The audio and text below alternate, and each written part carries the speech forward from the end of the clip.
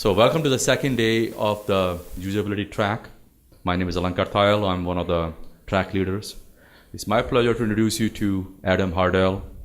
Can't say enough great things about Adam. He is the president of Nebo agency.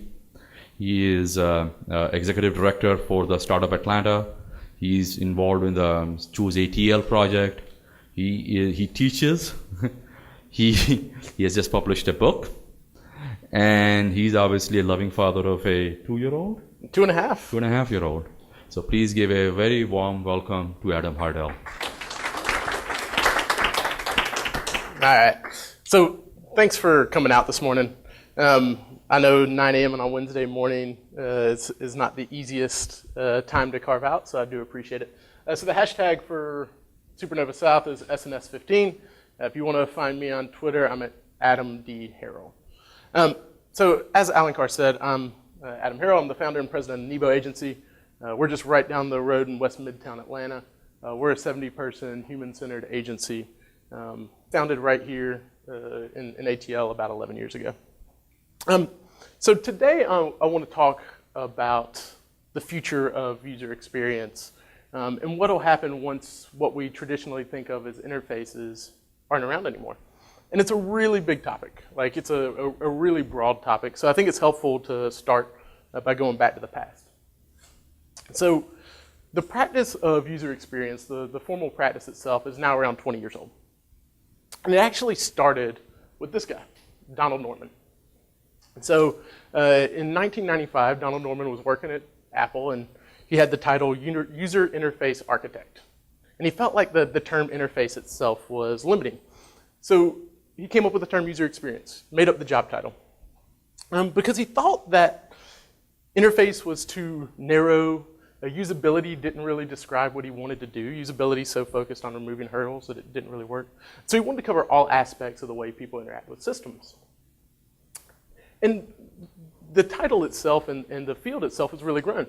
It's grown pretty amazingly. It's experienced incredible growth. In 1995, there was him. Today, if you go on LinkedIn and search, there's 57,000 of them. So this whole practice has grown tremendously over the past 20 years. And I think part of that reason is because it was needed. Early computers were really hard to use. The earliest computers traditionally forced us to learn their language, from punch cards when computers still had what would essentially be a mechanical interface, to the later adoption of digital input methods like machine language on a screen. Even machine language is really, really hard. This means nothing to me, and I grew up with computers.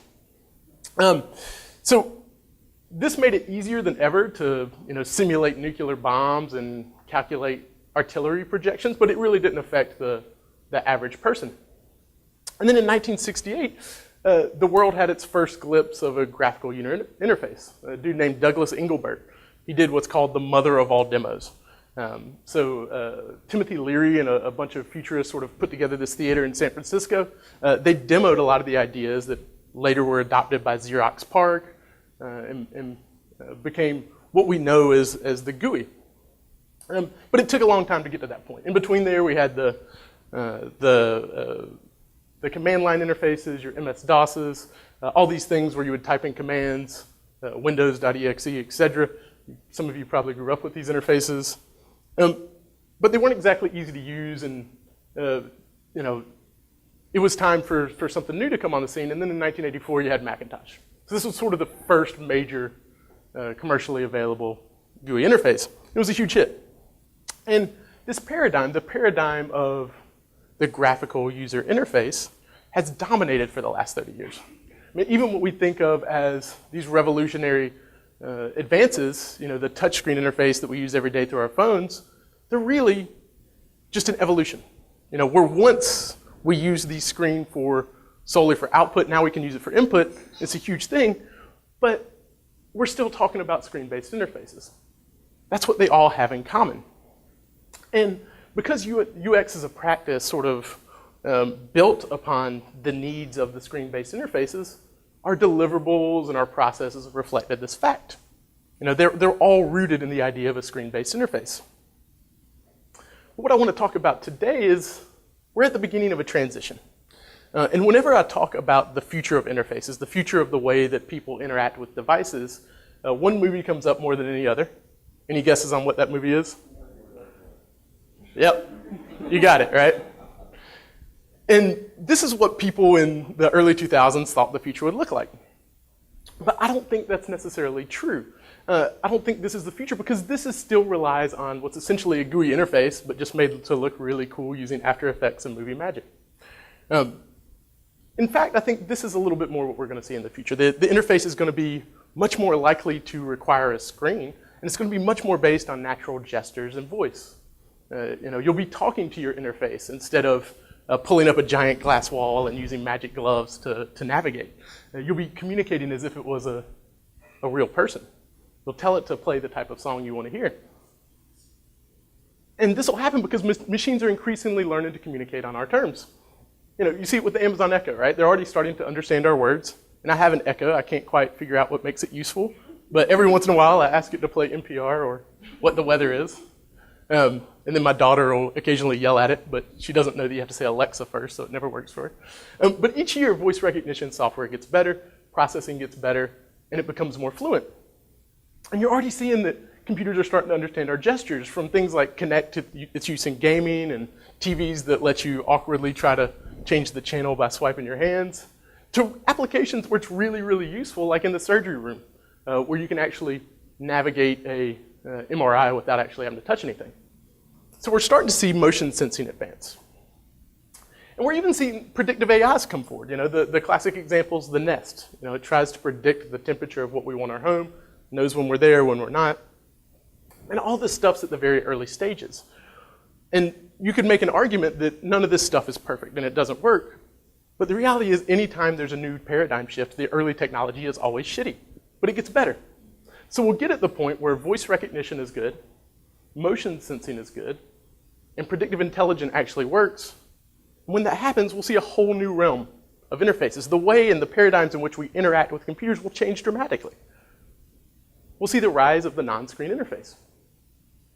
So what does it mean? What does it mean to be a user experience designer in this world? What are we actually going to design?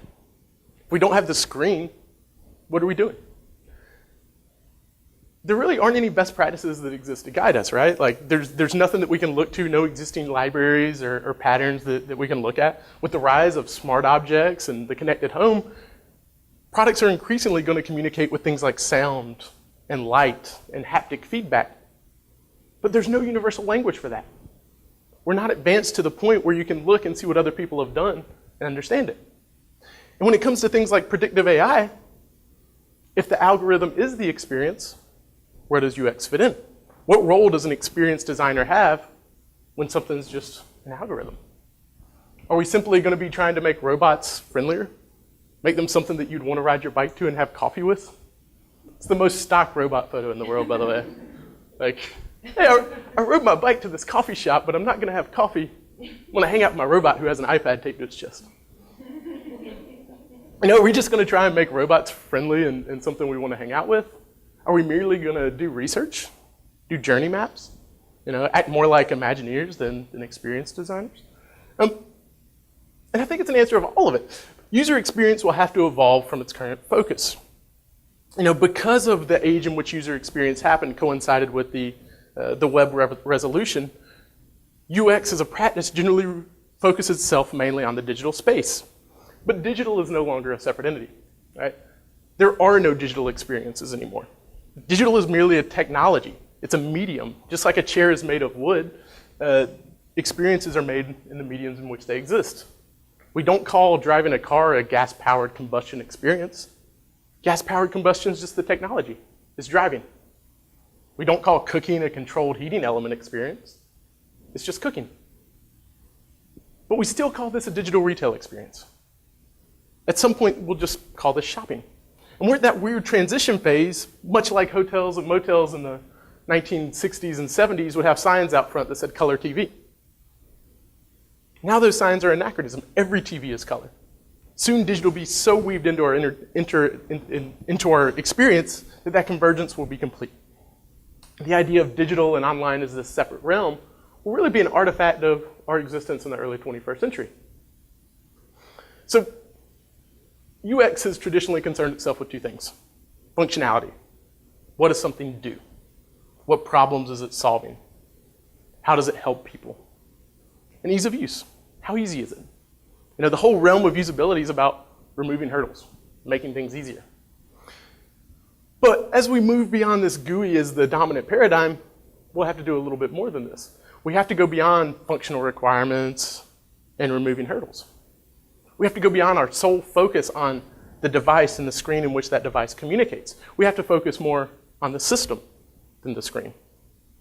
We have to focus on the perception and interpretation of the experience and the context around that experience. Now, how does the experience make someone feel? What emotions does it evoke? And that takes us back to the very basis of design. You know, we're going to have to iterate. We're going to have to embrace the iterative design process to create feedback loops that drive iterations and improvement. We'll have to prototype and test those assumptions and see how people react. We'll have to test and we'll have to revise. So this is basic design stuff, right? Sounds really simple. But it's not. It's simple at a high level, but the devil's really in the details. How do you prototype sound or a pulse of light? You know, we're so used to being able to mock something up in a wireframe or, you know, create an HTML prototype or a clickable prototype. But what tools would you use to prototype the way something will respond to your touch? The voices that it'll have when you say something to it. By removing the constraints of screens, we're actually making it more complex to make something really simple. And our tools are going to have to change. You know, we're going to move to a world in which we design in virtual realms to simulate these interactions, instead of having to make physical prototypes where we merely become masters of creating virtual ones. I don't know. We have, you know, 2D simulators of 3D interactions so that we can test these things and see how people respond. I'm not sure. What I do know is that our deliverables will have to evolve. Right now we have many deliverables that are focused on the tactical sort of web-oriented elements of what we do, and those will slowly disappear. The higher level strategic deliverables will stay. Those things that help us design and refine the experience will stay. But what we'll see is that user experience design will transition to just experience design. When machines gain the ability to react to our natural voice and our gestures, the screen interface as we know it will just be a note in the history book. We'll see things like mouses on shelves as decorative objects, much like we put like old 19th century stone implements in our, or steel implements on our shelves when we try to look cool and hip in our lofts. But there's going to be some interesting side effects, right? Like there's always unintended consequences when these things happen. And I think what we have to ask, do we have a responsibility to protect what would be our natural social interactions? The ways in which humans communicate and interact over the years has changed. And our access to technology has only grown more pervasive. Soon you won't be able to escape wireless. You won't be able to escape internet. Now, how much further will this stretch? What happens when someone falls in love with their AI? What happens when those that are plugged in can meet all their emotional needs without ever leaving their house? What happens when they can become so addicted to the virtual experience that they never want to experience the real world? And I think experience design will increasingly have to consider the societal effects of their technology, because they're going to be bigger. Traditional design practices have often concerned themselves with this. You know, architecture thinks about how their building is going to impact a neighborhood. User experience hasn't always done that. So I have to add the societal effect to our concerns around functionality and ease of use. As technology becomes more ingrained in our lives, we'll be burdened to producing things that are not only good, delightful, and easy to use, but also good with a capital G. Things that make society better. And this future is a lot closer than we think. Like, it all sounds like science fiction, right? But the reality is as humans, we tend to overestimate the impact of things short-term and underestimate the impact of things long-term. Right? In the mid-90s, everything was going to be 3D. Lawnmower Man, right? Like you had all these 3D things. And everybody's like, oh, by 1999, you won't even use a computer, you'll put on a headset, and it'll just be crazy. But it didn't happen. But it will happen in the long term. These technologies are going to be pervasive before we know it. And we're getting to the point where technology is advancing at such a rapid rate that we can't even really predict what's going to happen beyond a 10-year period. Things are going to change and we'll have to evolve with it. Our job won't be designing interface. It'll be designing context around those interfaces. It'll be designing emotional workflows and responses. And at some point, the AI is going to be better at it than we are. At some point, AI will lead a client through a discovery process and then design a website. If there are such things as websites. And our job instead will be designing the context around that, designing the emotional responses and helping the AI learn and move towards it. And there's going to be a lot of opportunities for those that are willing to seize them. This is going to change a lot of different things. And one of the things I wanted to do with this talk is really open up your eyes a little bit and spur some ideation and thought and say, how's this going to affect me? How's this going to affect my company? How's this going to affect what I do and the skills I need? Now, traditionally with a talk, we do a Q&A at the end, but I want to do something a little bit different. What I'd like to do is flip the script a little bit on a traditional Q&A. Instead of you asking me questions, I want to ask you questions. I want to pose a question to the entire room, see what people think. There's a lot of smart people in here. So I know it's 9 a.m. I know it's early and no one wants to talk. But that's okay, I'll start calling out names. I know a few people in here. So let's talk about it. How will this transform our personal lives? Could it bring us closer together? If we don't have a screen interrupting us at dinner when we're talking to our wife or our husband, or will it push us further apart? All right, open for discussion. Who has thoughts? I'll go. Because I have an Alexa, or an Echo, I guess. So as far as transforming personal lives, we've had multiple family dance parties in the kitchen because my daughter will ask Alexa to play like music of some sort, and it just happens because of that. So if we didn't have that, my daughter's not going to like go to a screen and pull up the song, but because she can say, Alexa, play, and it happens, that has completely transformed our lives. So we would not have those memories without that thing. Yeah, and it's interesting because what it's essentially has made technology even more accessible. Like we talk about like 2-year-olds using iPads, but when they can just talk to something, it's even easier. Yeah. What else? How else will it change the personal experience? In the video game realm, my wife and I sit next to each other on the couch and we watch a single screen right now. I play and she gives suggestions and such. Backseat driver. We both had virtual reality goggles on. I think it would be a lot less of a shared experience. We would feel more isolated. I don't think we would have that combined experience. Yeah, and it's interesting because I think you could also make the argument if you were sharing the same virtual experience side by side, you could also be closer. That's true. I guess Even though you have, if we could see each other in the 3D world together, yeah, I suppose. Yeah. I wonder if you will question reality itself. What is real, what is not real? The dream was a blue turtle. Are we part of a dream? Yeah. I wonder that will happen. Yeah, the whole philosophy of simulation theory, that what we're experiencing right now is nothing but a form of virtual reality. Yeah, I won't go there. It's too early. I can't get that deep in the rabbit hole at this time of the morning. What else? How else do we think it'll change the way that we interact with kids or kids interact with the classroom or personal lives? What I think is that I personally don't like the idea of using technology to create a new channel of interaction. I think of it as some way that we can augment our existing interactions and kind of build on that, or make it more effective in a way. Like in a classroom, for example, a teacher might find a way to be able to communicate with students when they're at home by not having to sit in front of an interface and type out things, but maybe she could talk it out somewhere as if she's in a classroom and it reaches students. Within a classroom, instead of teachers and students chatting through a screen or something like that, some way where they're actually having a normal conversation where the students are answering questions of the teachers, but probably teachers getting quicker feedback because of whatever interfaces she has. She's getting statistics as to, okay, 10 people are able to answer this question or something like that. So I feel like it's some things are just more natural for us. Probably just talking out to the person rather than using a screen or some other channel. But I just think of UX as a way to augment that. Yeah, I mean, think of the impact of if every student had the best math teacher in the world teaching them at all times. Yeah. Like, how would that change things? Like, would that help solve some of the issues that we have with inequality in education? Potentially. It could also mean that kids without means just get addicted to virtual worlds that are nicer than their physical ones. So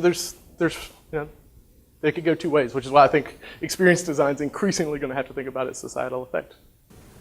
Any other thoughts? Things you want to share? I'm really excited about the idea of light as communication. That sounds beautiful. Yeah, and I think you've already seen it in this current generation of connected devices, the way that people confirm things and the way that they interact, the gentle pulse of light, the ding. But right now it's really hard to prototype and find the perfect ding. Like, what does the perfect ding sound like? How do you test multiple dings? And it's difficult. Our tool set hasn't evolved with where technology is going. So talking about tools and work, how will this transform our work in companies? How does the nature of the work we do change when the interfaces as we know them don't exist? Big question. It's early. Hoping it solves the working with remote teammates. How's that? I'm new to working with multiple people remotely. Yeah. In the past, I've worked one-on-one with people remotely, and it's like, oh, we just hang out or Skype, and all is solved. But when you're working with people in different time zones and there's multiple, these are new problems for me. So I haven't even dreamed to solve yet. Yeah. I think it's interesting. I mean, what happens when AI can design or write? How does that change what we do?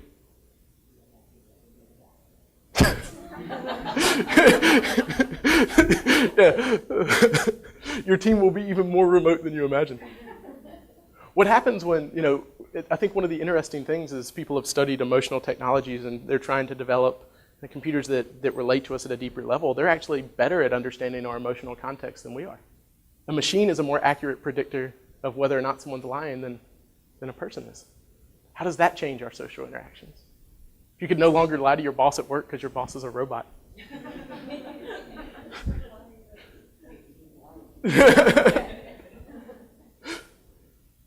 What else? How do you think it'll change what your company to do?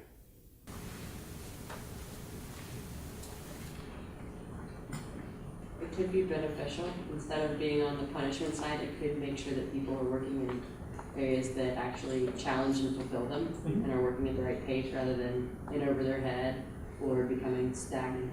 Yeah. And I think an interesting frame to look at it too in the near term is how can it augment what we're already doing? How can it make the people who manage you better at managing?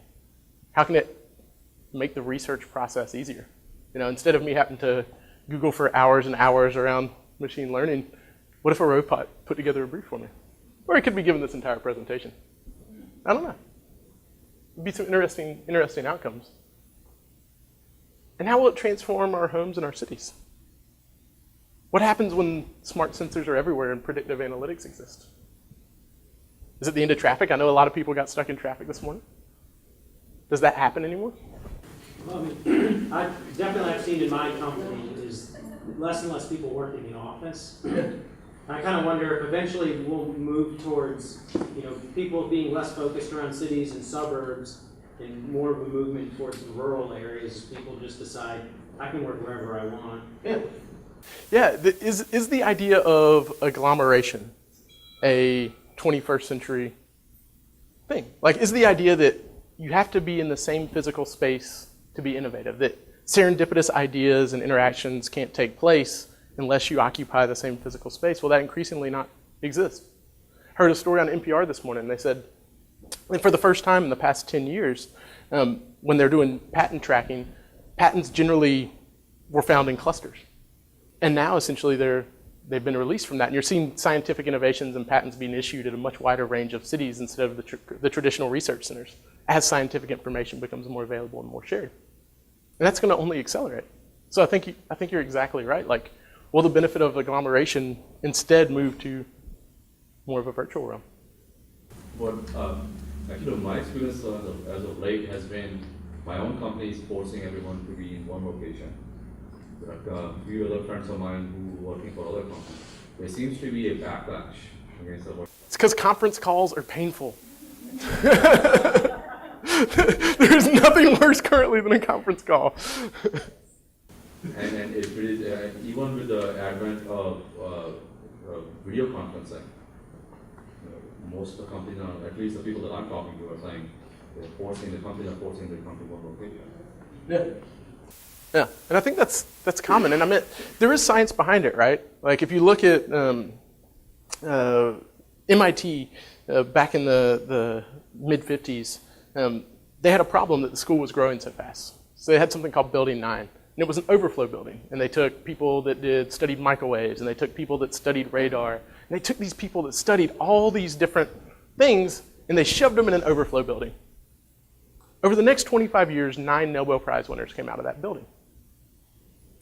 And it happened because they took people with heterogeneous skill sets, put them in a single space, and had them all working on things and interacting.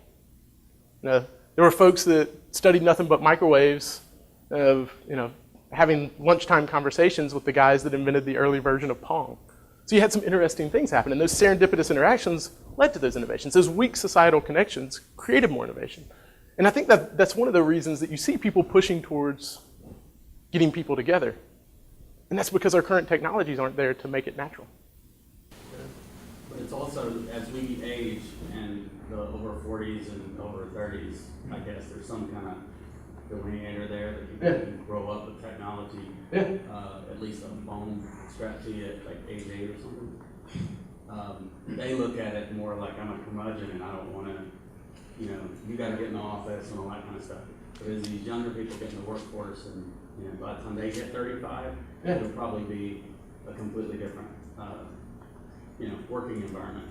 Yeah, and I think people have different preferences. Like my wife loves to work from home. I couldn't do it. Like I would end up working on everything but what I needed to work on. My wife, however, she can concentrate. But I get fired up by the people interrupting me constantly throughout the day. Yeah.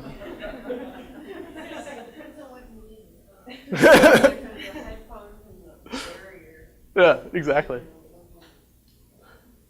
Any other thoughts?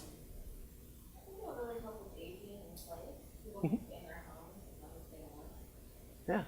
I mean, the saddest thing in the world right now is an old person who's lonely. So if you can have if you could have an interface that helps solve that. Like my grandmother's 91 and she can't really get out of a chair that well anymore. And she's a little bit senile. Some days are better than others. But if she could just tell her nonsense stories to someone, she would be so happy. And they wouldn't argue with her because they don't know what's actually going on in the world. Any other thoughts? I think it'll be interesting to see, it kind of goes back to the work slide, how productivity is transformed. So if you watch other episodes of Mad Men, when, there's 2-hour lunches in your office and they're brainstorming over a cocktail, and you look at our lives now, we're on email and conference, we're doing like 50 things at one time. It'll be interesting to see how much more. I think productivity they've shown has increased over the past 50 years. I think in the next 50 years, the advances in technology and interfaces, the amount of work that we're going to do, we'll probably look back and go, gosh. Yeah, we were so unproductive. Yeah, Yeah, no, I think so. I mean, the scene in Mad Men that always cracks me up is like, he has the recorder, and he's just like sitting there drunk, talking, and then he sends it to someone, and then they type it up, and then he makes marks on it, and then someone else makes those changes. I wonder what those days were like. Yeah. So I think it's all interesting, and I think the reality is that this is a paradigm shift, and paradigm shifts change a lot of things, and they're going to change what it means to do user experience.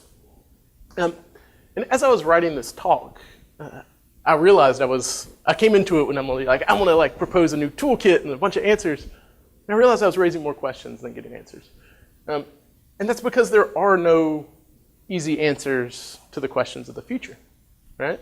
And that's why I wanted to have the discussion with you guys is. Because in this future, what we know as work will change. What we know as experience design will change.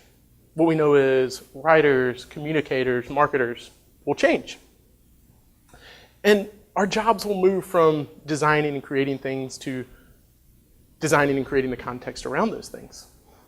It'll be more multidisciplinary. It'll be more around the entirety of the experience and how it makes people feel. It'll be designing emotional workflows and human responses. And it'll involve a whole language and jargon that has yet to be developed. But I also think that's what makes it exciting, right? That's the great thing about the future. It's up for grabs. It's up to us collectively to design that future. And my only hope is we can design it to be a future in which we want to live. So I'm happy to take questions, happy to discuss in more detail. We got a few minutes left here, but thank you very much for coming in at 9 a.m. this morning. For the gentleman that just sat back in the back, I'll give you a copy of the talk. And you can follow up and ask questions later. Any questions? So if the machines are designing the websites or whatever it is, can the machines innovate? Like, so if you're designing a website, you can learn like what works better and like come up with the next great idea. Yeah. But if it was all run by machines, wouldn't there just be a status quo and then we wouldn't move past that? I think the thing about where artificial intelligence is heading is that they're creating those feedback loops of iteration. So there's even folks working on this in the specific website space. There's a company called The Grid. And The Grid is trying to use AI to design websites. You upload your photos, you write what you want it to say, and then it tries to dynamically create layouts based around that. And then it dynamically tests those layouts, and based on what you set as the goal or desired outcome, it changes those layouts. So theoretically, a machine could iterate faster and shorten the feedback loop because it wouldn't have to be the interpretive of the data. That being said, we're not there yet. You know, thankfully, we're not there yet because otherwise I would be unemployed. And I think we're actually looking at like a 15-year horizon. I don't think we'll see this in 5 years. I think we're 15 years out. But I do think there's a good chance that, you know, my daughter's 2.5. There's a good chance that she may never even have a driver's license. You know, that at that point, some little car is going to pick her up and take her to, you know, the mixed-use development that replaced the mall. You'll still have plenty to worry about. Oh, yeah, I have no doubt. My daughter's a handful. What do you think about the merger of man and machine and how these things sort of come together? Yeah. Because obviously their technologies are sort of pushing that even now. Yeah, I mean, I think one of the things, you know, Ray Kurzweil talks about this all the time, the singularity is near. One of the things he says is like, once we hit that point, the future is absolutely unpredictable. Like we could be annihilated, you know. But he doesn't think that's going to happen. He thinks AI will be all positive and uplift everyone. But I think you will see a merger of man and machine. But I think in the earlier days, what you're going to see is the augmentation of the human experience. That things like AI and invisible interfaces are really going to help do things that we don't want to do. To keep old people company. To teach kids on an individual basis and help them learn the way they want to learn. And the bigger thing is like once you have a robot that knows everything, like what role does learning have? Weird. We don't have to go there. That's like simulation theory and the rabbit hole of do we really exist? Too early for a 9 a.m. What are their thoughts, questions? Anything else? Everybody just want to go to Starbucks?